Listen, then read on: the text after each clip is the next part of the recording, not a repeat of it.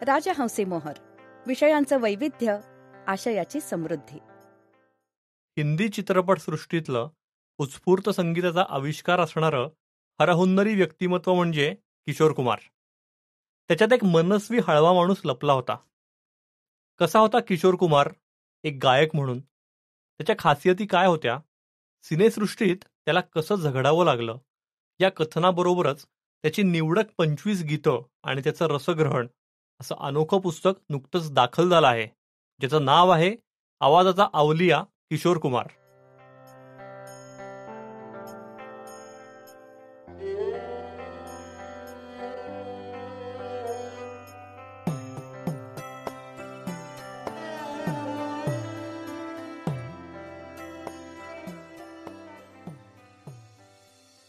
राजहंसी मोहर पॉडकास्टमध्ये सगळ्या श्रोत्यांचं मी निरंजन मेढेकर मनापासून स्वागत करतो. राजहंस प्रकाशनाच्या पुस्तकांची ऑडिओ ओळख आणि लेखकांसोबत गप्पा असे या पॉडकास्टचं स्वरूप आहे. आवाजाचा अवलिया किशोर कुमार या पुस्तकाचे लेखक सुहास किर्लोस्कर आपल्या सोबत आहेत. सुहास, राजहंसी मोहर पॉडकास्टमध्ये तुमचं मनापासून स्वागत. नमस्कार. किशोर कुमार इथं असतं तर म्हणला असता, मेरे प्यारे बंधुओ, मेरे नाना नानियो, असं तो म्हणतो. त्या कार्यक्रमाची सुरुवात अशी करायचं. वा. सुहास यांची थोडक्यात ओळख करून देणं खरंच अवघड आहे. याआधी त्यांनी गाता रहे हे पण एक अनोखं पुस्तक लिहिलेलं आहे, जे राजहंस प्रकाशनानेच प्रकाशित केलेलं आहे. सुहास हे बँक आणि IT क्षेत्रात वेगवेगळ्या पदांवर कार्यरत असताना संगीत विश्लेषण, चित्रपट रसास्वाद आणि आनंददायी शिक्षण या क्षेत्रांमध्ये कार्यरत राहून त्या संदर्भात त्यांनी लेखन सुरू केलं.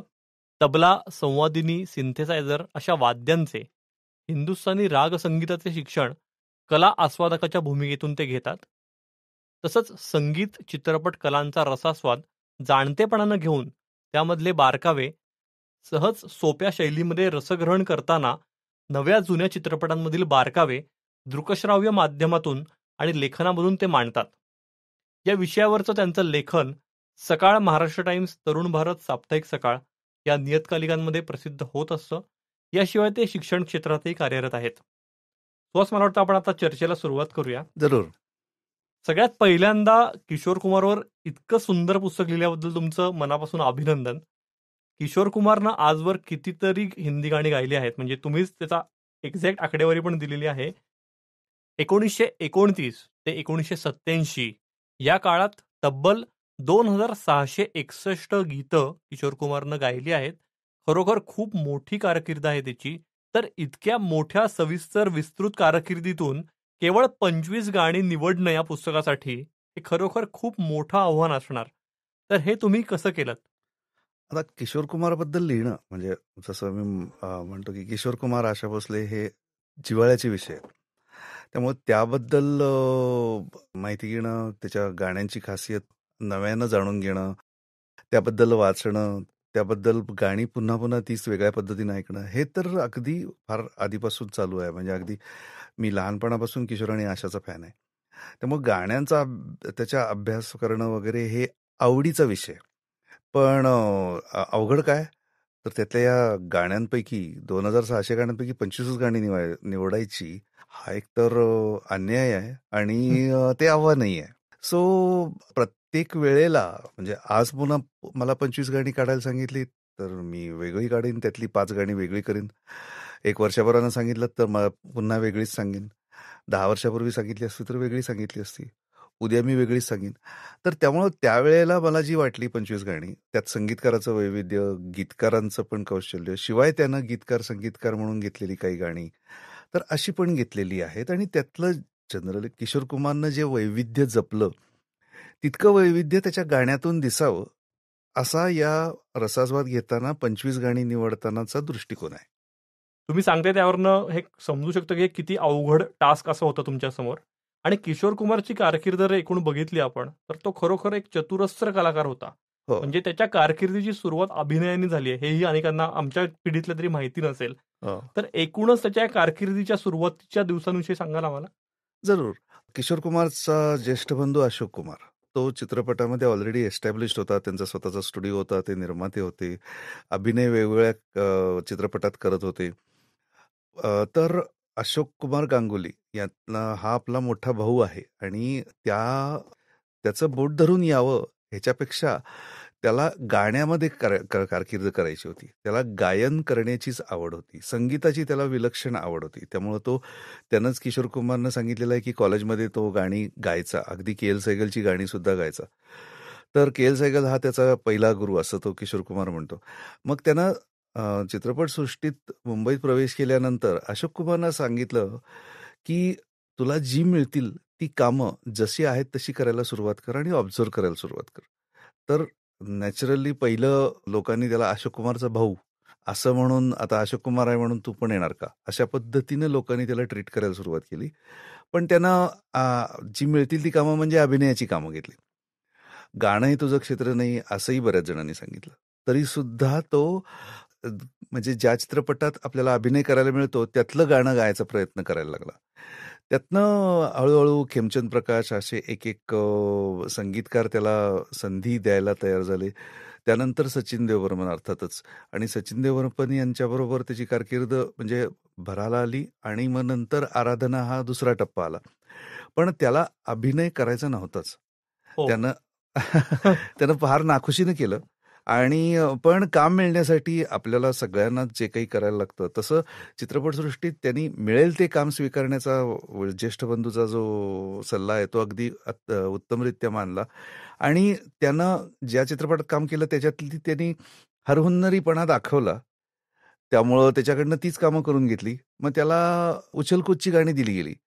सिरियस किशोर कुमार कळण्यासाठी म्हणजे सचिन देवबर्मन सारखे संगीतकार त्यांनी त्यातला परख केली त्याची. आणि नंतर त्यानं ती गाणी वेगळ्या पद्धतीनं गायली. अर्थातच तेव्हाचे सगळेच गायक जे होते, रफी असो, मुकेश असो, ते सगळेच के. एल. सहगलला मानायचे. किंवा तेव्हा के. एल. सहगल हा एकदम आदर्श होता. त्यामुळे पहिली 2 गाणी तर किशोर कुमारची सुद्धा, मरने की दुआएं क्या मांगू, हे के. एल. सहगलच्या स्टाईलनं म्हणलं. सचिन देवबर्मननी सांगितलं त्याला की तू स्वतःच्या आवाजात गा.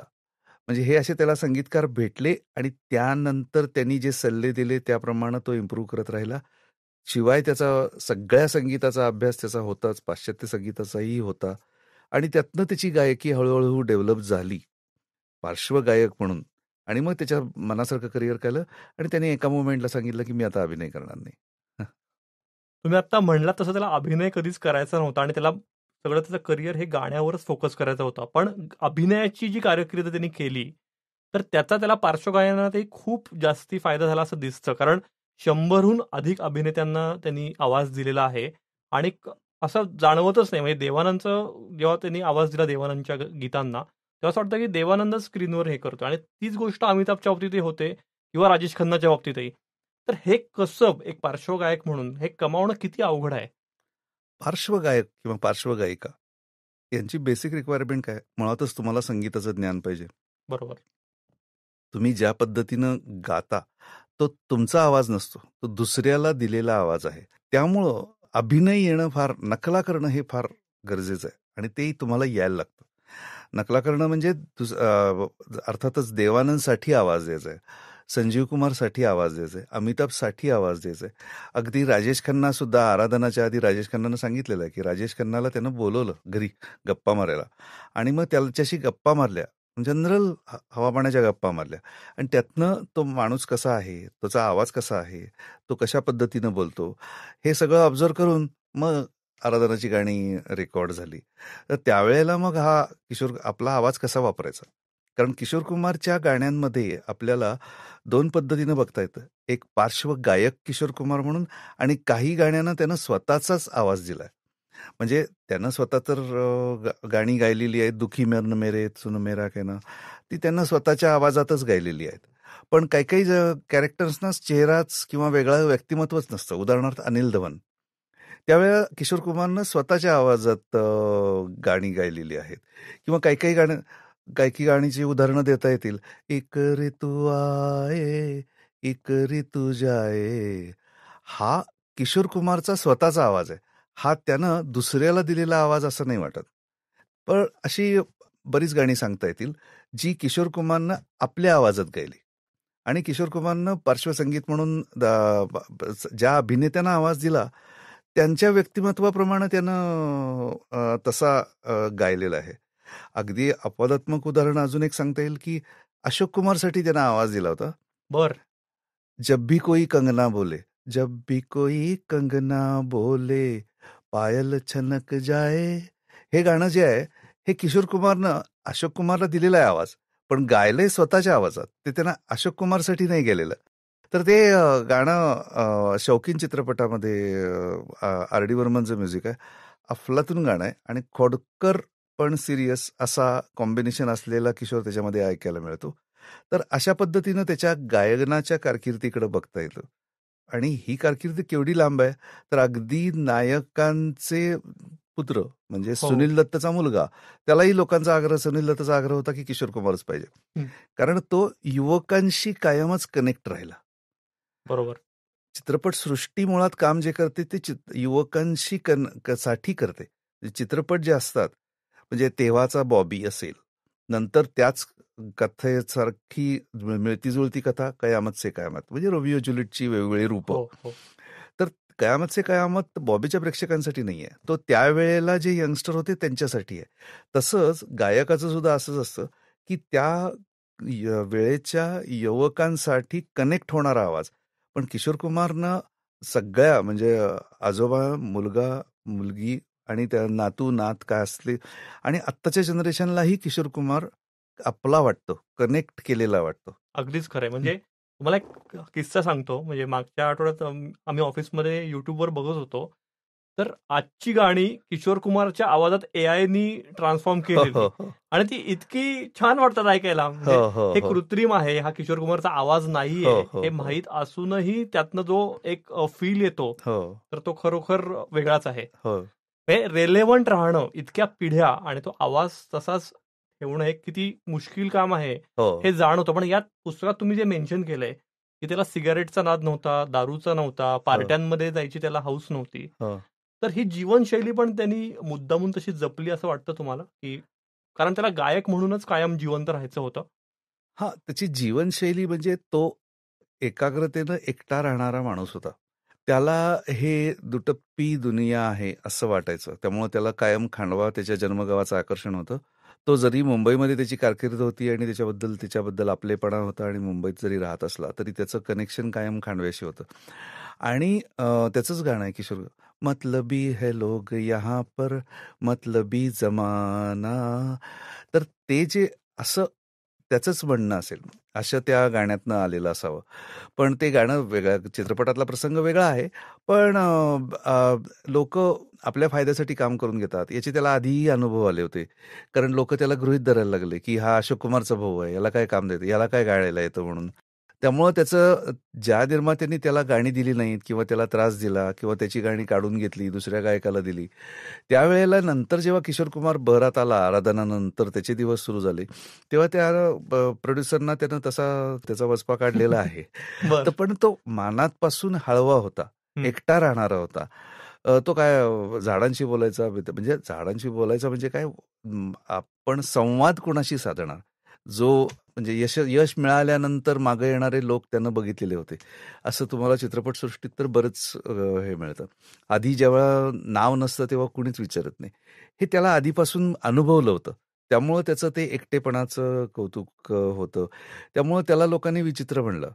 पण उदाहरणार्थ बऱ्याच चित्रपटसृष्टीतल्या बऱ्याच लोकांनी अगदी मोहम्मद रफी सारख्या कलाकारांचे पैसे बुडवलेले होते. म्हणजे गाणी गाऊन घेतली पण त्याचे पैसे नाही दिले. किशोर कुमारनं ते आपल्या बाबतीत होऊन दिलं नाही, त्यानं त्यांच्याकडनं पैसे चांगले वसूल केले.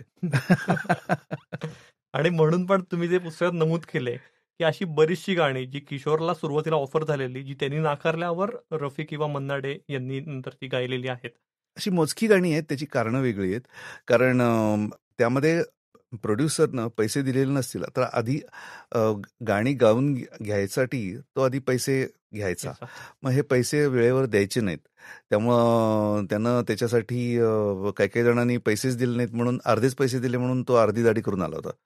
तर असे प्रकार, पण त्याचं कारण जेन्युइन होतं, त्यानं केलंय हे बरोबर केले, कारण त्याला हे माहित होतं आधीच्या गायकांचे बऱ्याच संगीतकारांचे पैसे त्यानं दिलेले नाहीयेत. त्यामुळं त्यानं अशा पद्धतीनं लोकांना त्या पद्धतीने ट्रीट केलं. पण उदाहरणार्थ त्याचे असे किस्से ज्या वेळेला पब्लिकली झालेत, पण त्याच्याबद्दल हे फार थोड्या जणांना माहिती की सत्यजित राय यांच्या चित्रपटामध्ये सुद्धा त्यांनी त्याला गायला सांगितलं बंगाली गाणं. तर त्यावेळेला त्यानं कोणतंही मानधनाची अपेक्षा नाही ठेवली. फक्त त्यानं सांगितलं की तुम्ही प्लीज बंगालमधनं इथे या आणि मुंबईत शूटिंग करा, तुमची राहण्याची व्यवस्था करतो, असं सत्यजित रायना सांगितलं होतं. वा. तर तो मनस्वी होता, हळवा होता, पण लोक हे सगळे असे आहेत याची त्याला कल्पना होती, असं त्यांचं म्हणणं होतं. पण गायक म्हणून तो हरहुन्नरी होता आणि त्यानं सर्वकालिक पिढ्यांशी त्यानं कनेक्ट केला आणि तसं गायलेलं आहे. अगदीच. म्हणून त्याची गाणी आपल्याला गुणगुणाविषयी वाटतात. हम्म. गुणगुणणं म्हणजे काय, आपण जनरली जी गाणी म्हणतो ना ती अशी तारस्वरातली नसतात, हम्म. ती खालच्या स्केलमधली असतात. बरोबर. मग आपला तुमचा माझा आवाज जो आहे त्या आवाजामध्ये त्यानं गाणी गायली. मी गायक आहे आणि माझा कुठेही आवाज पोचतो, ती माझी रेंज दाखवण्यासाठी तो कधी गायला नाही. वा. त्यामुळे तुम्ही जर गाणं ऐकलं तर गाणी तुम्ही गुणगुणता कुठली, तर ती किशोर कुमारची. दुखी मन मेरे असो किंवा छू कर मेरे मन को किया तूने क्या इशारा. आता हे छूकर मेरे मन को आहे ना, त्यामुळे हे कानात सांगितल्यासारखं म्हणलंय. हम्म.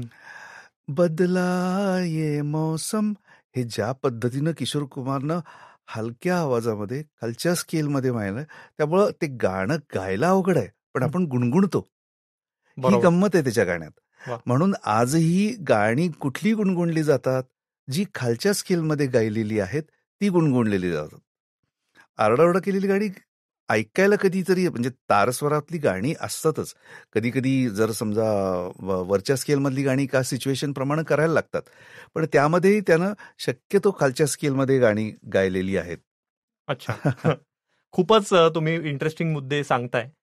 म्हणजे त्याचा संगीताचा शास्त्रीय असा अभ्यास नव्हता, पण दुसरीकडे रवींद्र संगीत आणि ह्याचा त्याचा खूप अभ्यास होता. हो. तर ही त्याची सुरुवातीची जडणघडण नेमकी कशी होती?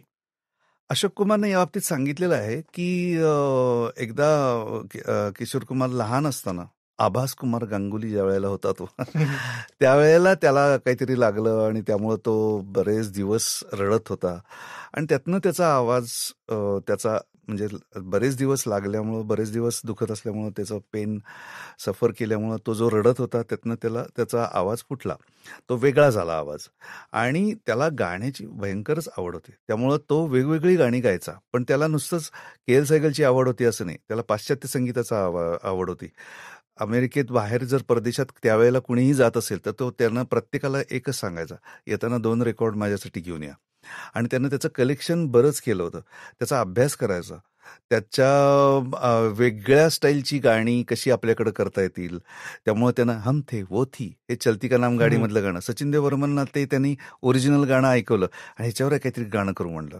आता सचिन देव बर्मनशी त्याचे संबंध गुरु आणि शिष्याचे जरी असले तरी देवाणघेवाण पण चालायची. त्यामुळं हम थे वो थी वेगवेगळ्या म्हणजे पाश्चात्य संगीतावर आधारित असलेलं, पण त्यानं इथं त्या सिच्युएशनला योग्य असंही गाणं केलं. एक लडकी भीगी भागीसी हे गाणं सुद्धा पाश्चात्य धूनवर आधारित आहे, पण त्यात ती कडवी वेगळी आहेत. पण त्यानं त्याचा अभ्यास असल्यामुळं त्यानं ते पण केलं. अर्थातच त्यानं रवींद्र संगीत हे म्हणजे त्याचा जिव्हाळ्याचा विषय होता, त्यामुळं त्यानं बंगालमध्ये एवढं काम केलेलं आहे की आजही तुम्ही बंगालमध्ये गेलात तर पश्चिम बंगालमध्ये गेल्यानंतर तुम्हाला सगळीकडं बऱ्याच वेळेला तुम्हाला किशोरची गाणी ऐकू येतात. हे तुम्हाला अगदी अलीकडं रिलीज झालेल्या कहाणी या चित्रपटामध्ये सुद्धा दिसेल. बंगालमधल्या गल्ल्या दाखवल्यात आणि तिथं बॅकग्राऊंडला गाणी कुठली वाजतात तर किशोर कुमारची, बंगालमधली. रवींद्र संगीत हा प्रत्येक बंगाली माणसाच्या आवडीचा जिव्हाळ्याचा विषय आहे, त्यामुळं प्रत्येकानं ती गाणी आपल्या व्हर्जनमध्ये गायलेली आहेत. किशोरनंही ती गायलेली आहेत. त्यामुळं जोदी तारो नायकिनी गो शेकी हे सुद्धा गाणं त्यांनी गायलेलं आहे आणि त्या गाण्यावर रवींद्र संगीताच्या गाण्यावर आधारित सचिन देव बर्मननं त्याचा मोकळा घेऊन तेरे मेरे मिलन की ये रहना हे गाणं केलं अभिमानसाठी. अर्थातच त्याचं कडवं सचिन देव बर्मननी स्वतः केलेलं आहे, त्यामुळे त्याला कॉपी म्हणता येत नाही, इन्स्पायर्ड म्हणता येतं. वा. किशोर कुमार म्हणलं की यॉडलिंगचा उल्लेख हा येतो. तर ही कला ही खूप अवघड आहे, तर ती त्यांनी कशी आत्मसात केली आणि ती कशी मेनस्ट्रीम मध्ये आणली? कारण मेनस्ट्रीम मध्ये आणणं हे आणखी मोठं आव्हान असणार त्या काळी पण. हो, यॉडलिंग हा अर्थातच पाश्चात्य संगीतातनं आलेला प्रकार आहे. त्यामध्ये वेगवेगळ्या पाश्चात्य कलाकारांनी पण गायलेलं आहे. अगदी झुरिक सिस्टर्सनी पण गायलेलं आहे. पण यॉडलिंग नेमकं आहे काय? तर आत्ता मी जे बोलतोय ते साधारणतः खालच्या स्केलमध्ये आहे. एकदम तारस्वरात केल्यानंतर तो हाय पिचचा आवाज होतो. तर बंगालमध्ये हाय पिचवर एकदम पटकन जाणं याला पत्ती लावणे म्हणतात. ते सचिनदेव वर्मननी केलेली आहे. हो रामा रे, तर त्यावेळेला हो हे जे आहे हे यॉडलिंग नव्हे, हे पत्ती लावणं आहे. एकदम पटकन वरचा स्वर लावायचा. आता वरचा पिच आणि खालचा पिच हा अल्टरनेट करायचा. योडली योडली ओ, योडली योडली ओ. तर ते म्हणजे हे ऍक्च्युली किशोर कुमार व्यतिरिक्त कुणी यॉडलिंग करू नये, पण हे डेमॉन्स्ट्रेशन सांगण्यासाठी सांगितलं. पण हे वरचा आवाज लावणं आणि खालचा आवाज लावणं हे अल्टरनेट करणं याला यॉडलिंग म्हणतात. किशोर कुमारनं हे इथल्या संगीतामध्ये कसं मिसळून जाईल याचा विचार केलाच. प्रत्येक ठिकाणी यॉडलिंग येतोय म्हणून यॉडलिंग नाही केलं. दुःखी गाण्यामध्ये सुद्धा यॉडलिंगचा त्यानं वापर केला, म्हणजे दुःख गहिरं करण्यासाठी. म्हणजे आपल्याला फक्त झुमझुम झुमझुम झुमरू पक्कड तर ते तेवढंच फक्त माहितीये असं नाहीये, पण त्यानं दुःखी गाण्यामध्ये यॉडलिंग केलं. त्याला वेगळी किनार दिली. म्हणजे काय आहे, एखादं संगीत आपण अक्वायर करतो तेव्हा इथल्या सर्वसामान्य श्रोत्याच्या कानालाही गोड वाटावं आणि त्याच्या रोजच्या गुणगुणण्यातही यावं. यॉडलिंगची गाणी लोक गुणगुणतात, म्हणजे ते अवघड आहे असं काही म्हणत नाहीत. ते आपापल्या पद्धतीने लोक गुणगुणतात. हे किशोर कुमारचं वैशिष्ट्य आहे. खरंच आहे. किशोर कुमार किती मनस्वी होता आणि त्याचा स्वभाव कसा होता हे तुम्ही सांगितलंतच. आणखी एक त्याचं वैशिष्ट्य म्हणजे त्याला सुरुवातीच्या काळामध्ये लाईव्ह कॉन्सर्टची जरा भीती होती आणि त्याला ते करायचं नव्हतं. तर ते सुनील दत्तनी कशी आयडिया करून त्याच्या कॉन्सर्ट सुरू झाल्या, तर हा किस्सा खूप इंटरेस्टिंग आहे, त्याबद्दल सांगाल? हो, पडोसन चित्रपट होता. पडोसन चित्रपटामध्ये भोलेचं काम सुनील दत्तनं केलं होतं. तर किशोर कुमार त्यामध्ये म्हणतो, भोले तू हो ठिला मैं गाता हूं. हा प्रसंग आपल्या सगळ्यांना माहिती. बरोबर. तर त्याचाच धागा पकडून सुनील दत्तशी आणि त्या चित्रपटाच्या शूटिंग दरम्यान सुनील दत्त आणि किशोर कुमार यांची मैत्री झाली. आणि त्यामध्ये सुनील दत्त जेव्हा म्हणजे पहाडी एरियामध्ये, हिमाचलच्या एरियामध्ये, लडाखमध्ये सगळीकडे फिरत होते, त्यावेळेला तिथं जे बॉर्डरवर सैनिक होते त्यांच्यासाठी कार्यक्रम किशोर कुमारनं करावा असं त्यांचं म्हणणं होतं. किशोर कुमार म्हणाला की मी पब्लिक परफॉर्मन्स करणार नाही. तो असं सगळ्या लोकात मिळून मिसळून वागतोय असं त्याचं नेचर नव्हतं. बरं. तर त्याला माणसांची ॲलर्जी होती असं म्हणायला हरकत नाही. त्यामुळे तो रेकॉर्डिंग करून जायचा आणि रेकॉर्डिंगच्या वेळेला धमाल करायचा, पण पुन्हा तो सायलोमध्ये जायचा. त्यामुळे त्याला स्टेजवर येऊन सगळ्यांच्या पुढं परफॉर्म करणं याची त्याला विलक्षण भीती वाटायची.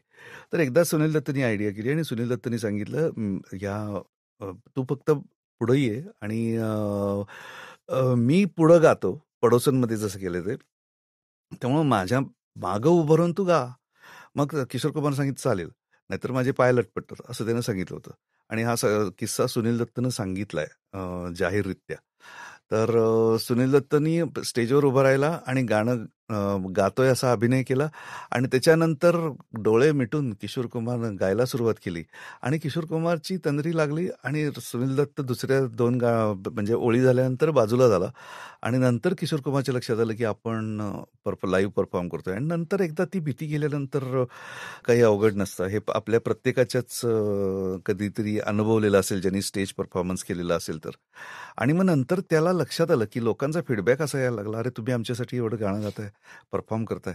आणि त्याच्या इतका लाईव्ह परफॉर्मर त्या काळात कुणीच नव्हतं. म्हणजे प्रेक्षकांशी कनेक्ट करायचं.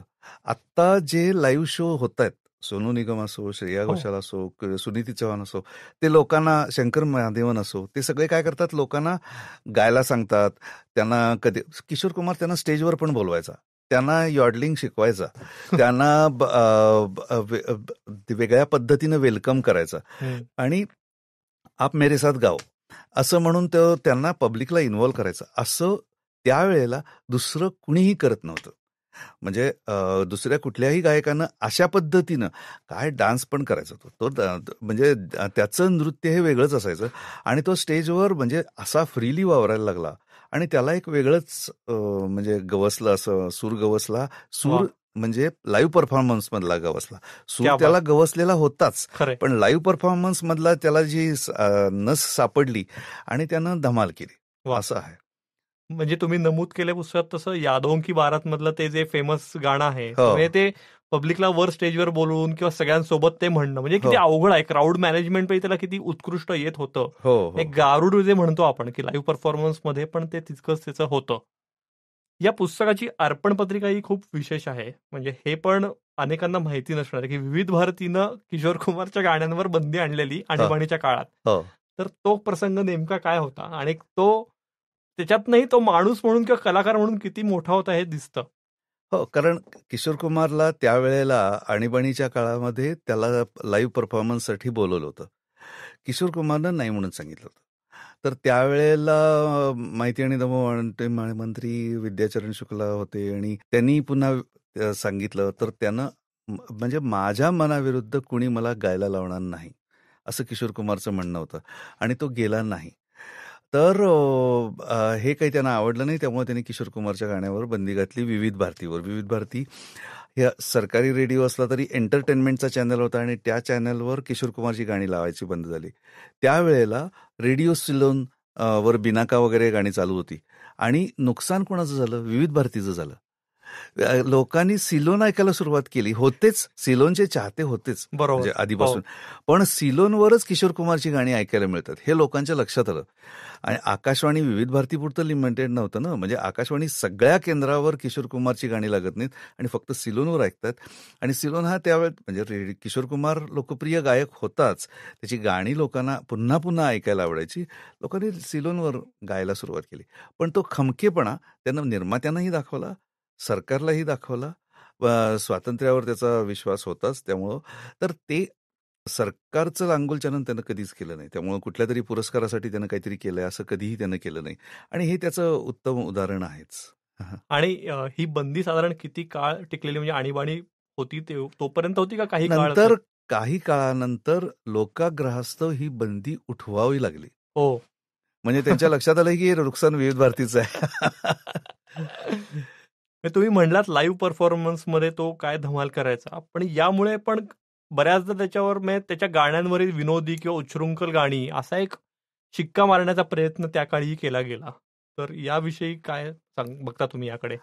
प्रत्येक कलाकारावर एक शिक्का मारलेला आहे आणि तो चुकीचा आहे. म्हणजे उदाहरणार्थ ओपिनियर म्हणजे टांगेची गाणी. तर ओपिनियरची टांगेची गाणी फारच कमी आहेत, इव्हन 5% पेक्षा कमी आहेत. पण ओपिनियर म्हणलं की असं का म्हणतो आपण? तसंच किशोर कुमार म्हणलं की त्यानं जो काही म्हणजे धमाल केलेली गाणी पण बरीच आहेत. म्हणजे पण त्याबरोबर पगघुंगरू बांध मिरा नाची ती हे गाणं दरबारी रागावर आधारित आहे आणि त्यानं ते उत्तमरित्या गायलेलं आहे. त्यानं असं जे काही केलंय ते सुद्धा स्वरात आहे.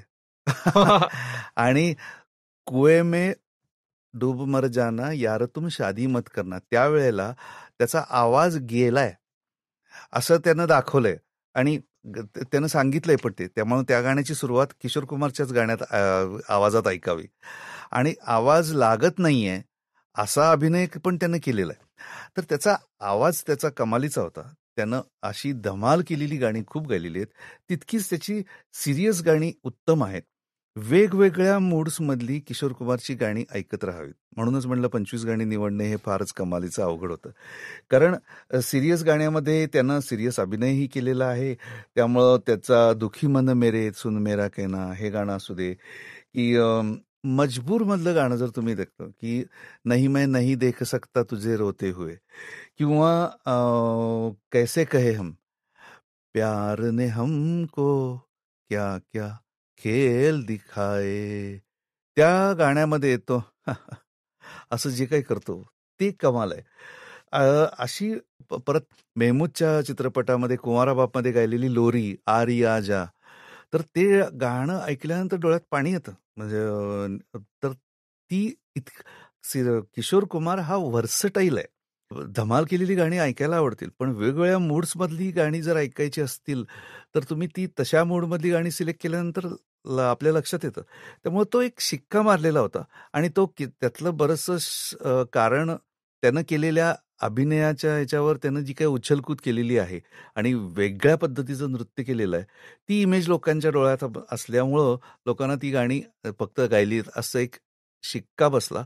पण Kishore Kumar is a versatile singer आणि तो क्लासिकली सगळ्यात सुरेल गायक कोण असेल तर मला असं वाटतं की किशोर कुमार. कारण तुम्ही आंखों में तुम हे जर हाफ तिकीटमधलं गाणं ऐकलं तर एकदम हाय पिचमध्ये हा हा हा अशा पद्धतीनं त्यानं गायलं आणि पुन्हा आंखों में तुम परत कुठल्याही स्वरावर संचार करून पुन्हा आणि सुरमा मेरा निराला हे जे गाणं आहे ओ.पी. नय्यर यांनी संगीतबद्ध केलेलं, त्यानं ज्या पद्धतीनं गायले, इतकी व्हेरिएशन्स केलेली आहेत, तर ते एखाद्या सुरेल गायकाला शक्य आहे. त्यामुळं तो इतका सुरेल होता, तरीही त्याची म्हणजे क्लासिकल रागावर आधारित गाणी, पाश्चात्य संगीतावर आधारित गाणी, वेगवेगळ्या मूड्समधली गाणी, लोकसंगीतातली गाणी, रवींद्र संगीत हे सगळं त्याच्या अष्टपैलुत्वाची साक्ष आहे. अगदीच. तुम्ही म्हणलात अष्टपैलू व्यक्तिमत्वच होतं त्याचं. तर आत्ता आपण बोलताना गायक आणि अभिनय यांचा उल्लेख झाला, पण त्यांनी संगीत दिग्दर्शनही केलेलं आहे, काही गीतांची रचनाही केलेली आहे. बरोबर. तर याविषयी सांगता? त्यानं काही काही चित्रपट स्वतःसाठी निर्माण केले. तर त्या चित्रपटाची निर्मिती करताना दुखी मन मेरे गाणी गायलेली असतील त्यांनी. तर अशा बऱ्याच चित्रपटातल्या दूर का राही चित्रपटाची निर्मिती केली. बेकरार दिल तू गाये जा. तर यामध्ये सिरियस किशोर आहे आणि तो त्यानं असे काही चित्रपट काढले. प्रयोगादाखल त्यानं चित्रपट केलेले आहेत. अर्थातच ते चलती का नाम गाडीपर्यंत केलेले आहेत. काही काही बराचसा रोल चलती का नाम गाडीमध्ये त्याचा आहे, म्हणजे इतर रंगामध्ये, जरी ऑफिशियली नसला तरी. पण त्यानं काही चित्रपट काढले. अर्थात चलती का नाम गाडीनंतरचे चित्रपट ते सरळ कारण चलती का नाम गाडी चित्रपट हाच ह्याच्यासाठी काढला होता की हा चालू नये आणि आपल्याला इन्कम टॅक्स द्यावा लागू नये म्हणून काढला. पण तो चित्रपट चालला आणि खूप पैसे मिळाले. आता या पैशाचं काय करायचं म्हणून त्यांना अजून एक चित्रपट काढला. तर असं किशोर कुमारने केलेलं आहे. त्याचा आपण गीतकार मध्ये किशोर कुमार म्हणून हळवा माणूस दिसतो. निर्माता म्हणून वेगळ्या दृष्टिकोनातून आपण त्याच्याकडे बघू शकतो. काही चित्रपटाच्या पटकथा त्यानं लिहिलेल्या आहेत. तर हे कमाल आहे आणि त्याला कळायचं की या दिग्दर्शकाला आपल्याला हे सांगता येत नाहीये. त्यामुळं काही काही दिग्दर्शकांनी त्याला नुसतंच इम्प्रोव्हाइज कर म्हणून सांगितलं. तर ते सीन त्यानं स्वतः ऍक्ट करून इम्प्रोव्हाइज केलेले आहेत. अशी बरीच उदाहरणं आहेत. वा. एक शेवटचा प्रश्न की मधुबाला सोबत त्याचं नातं, याचाही तुम्ही अगदी हृदय असा उल्लेख पुस्तकात आलेला आहे. तिच्या शेवटच्या काही वर्षांमध्ये त्याने दिलेली साथ. तर या विषयाने एकूणच त्याच्या वैवाहिक जीवनाविषयी कसं बघता तुम्ही एक अभ्यासक म्हणून? नाही, मला सहसा कुठल्याही कलाकाराच्या व्यक्तिगत आयुष्यात फारसा काही इंटरेस्ट नसतो. त्याच्यापेक्षा त्याच्या आपण कलेकडे बघावं असा माझा प्रयत्न असतो आणि मी त्याच्याकडे तसंच बघतो. तर पण या त्याच्या जीवनप्रवास सांगण्याच्या अनुषंगानं त्याच्यात एक उल्लेख आलेला आहे. त्याचं पहिलं लग्न रुमादेवी यांच्याबरोबर झालेलं होतं.